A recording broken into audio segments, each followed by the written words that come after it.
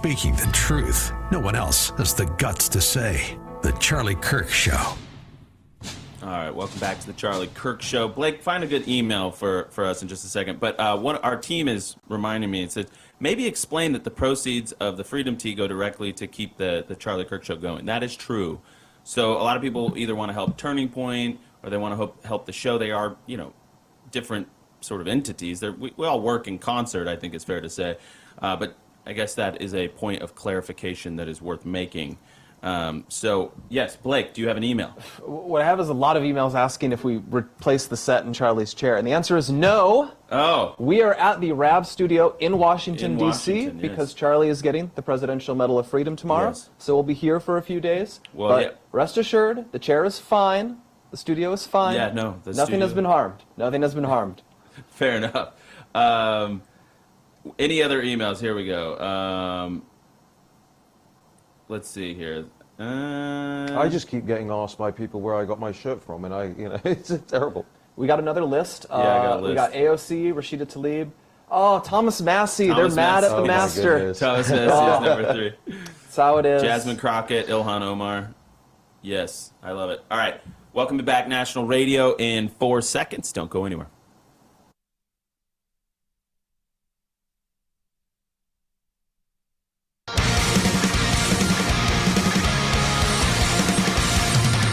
Welcome back to the Charlie Kirk Show. So, Raheem, Blake was just telling us in the break that we're going to keep our focus international here, and then we're going to bring Liz Wheeler in at the top of the next hour. I'm excited to talk with her, but we're going to keep the focus international here for one more segment.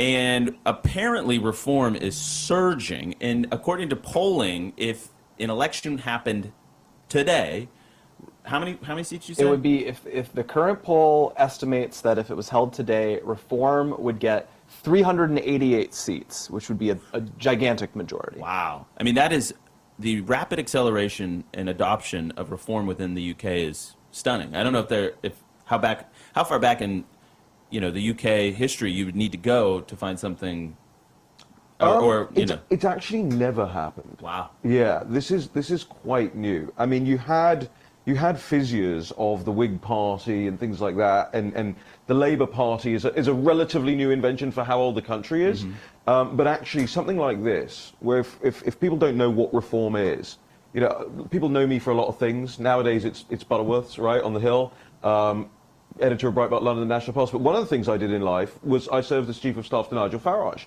for a brief period. And Nigel Farage led the country to leaving the European Union. And he kind of wanted to retire after that, mm-hmm. and live his life, and actually maybe go away and make some money, because he had to give up so much to do the Brexit course. But, every time he was out, they kept pulling him back in. And he now leads this, I mean, you can't even say insurgent party anymore. It is a dominant party now. Mm-hmm. They dominate the media side. I mean, tomorrow, he's going to court because an illegal migrant on his way into Britain posted a TikTok saying that he was coming to Britain to pop Nigel Farage. And they caught this illegal migrant, and he's now getting sentenced tomorrow, and Farage is going to the court to face this guy in person, and it's going to be extraordinary scenes there.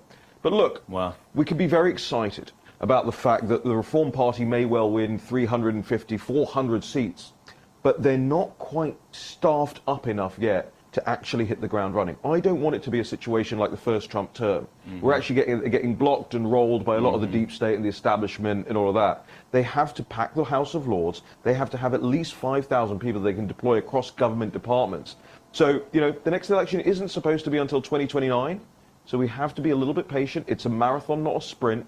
But everything is looking better for Britain in the long term. I asked this of Dr. James Orr again, and I'll ask it of you. Who's phenomenal. He's been on the show. Charlie interviewed him. Actually, you want to know an irony? I don't know if it's an irony, but it's noteworthy. Is that Dr. James Orr and Charlie, their interview was the last thing that played. Oh, wow. On the Charlie Kirk Show. Oh, wow. Yeah, before everything changed. Yeah. But anyways, Dr. James Orr, he's an intellectual leader, I would say, of the Reform UK movement. Mm-hmm. I was asking him this question, so I'll ask it to you. What else could possibly trigger an election? Well, do we have to wait for 2029? That seems like... Probably not. most parliaments recently don't actually run their full term. There are always internal fissures. There was in the Tory party, they had leadership election upon leadership election. People will remember that at one point a head of lettuce was Prime Minister. Oh no, sorry, that was Liz Truss. But the Labour Party may well eat itself, right? They may well go to internal war. There has to, for the Parliament to dissolve, they have to pass legislation to dissolve it. And they're the majority in Parliament. So it would be sort of like turkeys voting for Christmas. But it may get that bad. Now, the only other thing that could possibly happen is the situation in the country gets terrible enough where the monarch actually instructs the Prime Minister to dissolve the Parliament. It did happen during the Brexit process. The Queen basically said, look, you can't govern, you have to go back to the country. We call it going to the country and asking for their permission to govern in a different way. It could, but will it be Charles doing that? You know, King Charles is not my cup of tea. He really likes Muslims. God, and look, God bless him, he's not very well, you know. Oh, is it? Yeah, he's got cancer. Yeah, I mean, it's pretty bad. So who knows who's going to be the monarch in 1 or 2 years, even? My goodness, I genuinely hadn't thought of that yet. Yeah, it's pretty bad.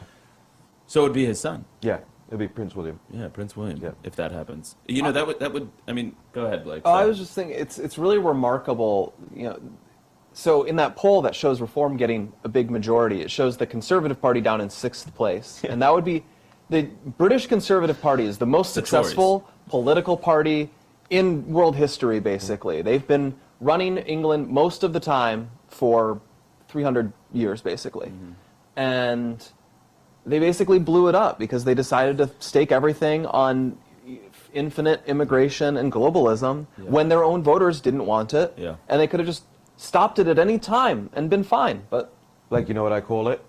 I call it Enoch's Revenge. Enoch's Revenge. And if you don't know Enoch Powell, ladies and gentlemen, if Jesus Christ was the first cancelled man, Enoch Powell was the second.